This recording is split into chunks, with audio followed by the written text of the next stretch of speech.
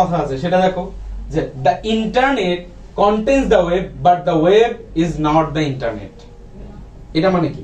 এটা কিন্তু ওই যে তোমাদের একটু আগে যে বললাম যে ইন্টারনেট আর ওয়ার্ল্ড ওয়াইড ওয়েবের মধ্যে কিন্তু পার্থক্য আছে। তো এটা ধরো আমি একটু সহজ অ্যানালজি দেওয়ার জন্য আবার হচ্ছে এখানে রাখলাম।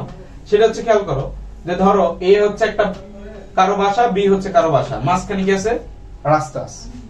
ঠিক আছে, এই রাস্তাটা মূলত হচ্ছে আমার ইন্টারনেট। রাস্তাটা কি হচ্ছে আমার ইন্টারনেট। এখন তুমি এই রাস্তা দিয়ে যাওয়ার সময় কি করতে পারো? ধরো বিভিন্ন গাড়ি দিয়ে যাইতে পারো, মোটর বাইক দিয়ে যাইতে পারো, সাইকেল দিয়ে যাইতে পারো। এরা সবাই মূলত হচ্ছে আমার ডাটা। কিন্তু এই যেহেতু এই ডাটাটা ইন্টারনেটের মাধ্যমে কি হইতেছে, এক জায়গা থেকে অন্য জায়গায় যাইতে পারতেছে, তখন আমি বলি যে এই ডাটাগুলো মূলত হচ্ছে ওয়েবের অংশ। তার মানে ইন্টারনেটের মধ্যে ওয়েব থাকতেছে, কিন্তু তোমার web is not the internet. মানে তথ্যগুলাই কিন্তু তোমার ইন্টারনেট না, ইন্টারনেট হচ্ছে একটা জাস্ট কানেকশনের মাধ্যম। তো এখানে খেয়াল করো যে এইখানে এটা কি বুঝাইলাম, সেটা হচ্ছে দেখো যে অনেকগুলা ডিভাইস কি করতেছে। ধরো এই ডিভাইসও কি করলো, ফেসবুকে কানেক্টেড, এটাও ফেসবুকে কানেক্টেড, এটাও ফেসবুকে কানেক্টেড, এটাও ফেসবুকে কানেক্টেড। তো এইটা হচ্ছে আমার ফেসবুকে সার্ভার। ঠিক আছে, সো এমনও হইতে পারে যে তোমরা কি করতে পারো যে এই ডিভাইসে ফেসবুকে ঢুকে তোমরা হচ্ছে পিপিএস একাডেমিতে যাওয়ার জন্য কি করতে পারো, রিকোয়েস্ট করতে পারো ফেসবুকে। আর এখানে যা ধরো তুমি হচ্ছে অন্য কোন একটা গ্রুপে যাওয়ার জন্য, ধরো হচ্ছে যে তোমার ঘড়ি বিক্রি করে এরকম একটা গ্রুপ আছে ফেসবুকে, সেখানে তুমি যাইতে চাও।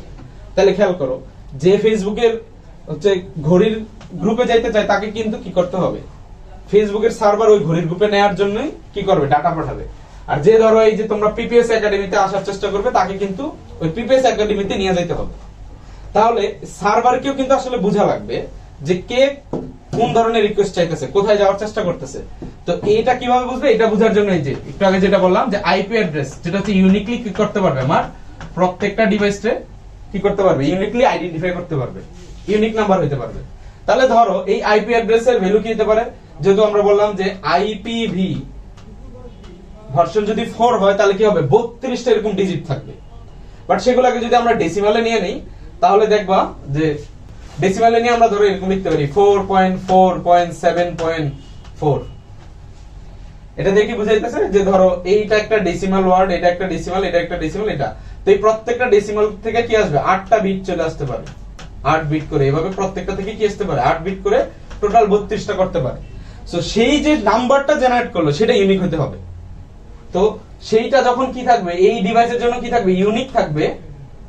এই আইপি অ্যাড্রেসটা যখন কি থাকবে, এই ডিভাইসের জন্য ইউনিক থাকতেছে, তখন কিন্তু ফেসবুকের সার্ভার বুঝবে হ্যাঁ যে এই ডিভাইসটা থেকে কি হইতেছে, যে পিপিএস একাডেমিতে যাওয়ার চেষ্টা করতেছে, বাট অন্য ডিভাইস কি করতেছে সেটা দেখার দরকার নেই। অর্থাৎ সে যে রিকোয়েস্ট পাঠাবে, সেই রিকোয়েস্ট পাঠানোর জন্য সে কি করবে, ফেসবুক তার সার্ভার থেকে পিপিএস একাডেমি ওই ফেসবুক গ্রুপে নিয়ে চলে যাবে।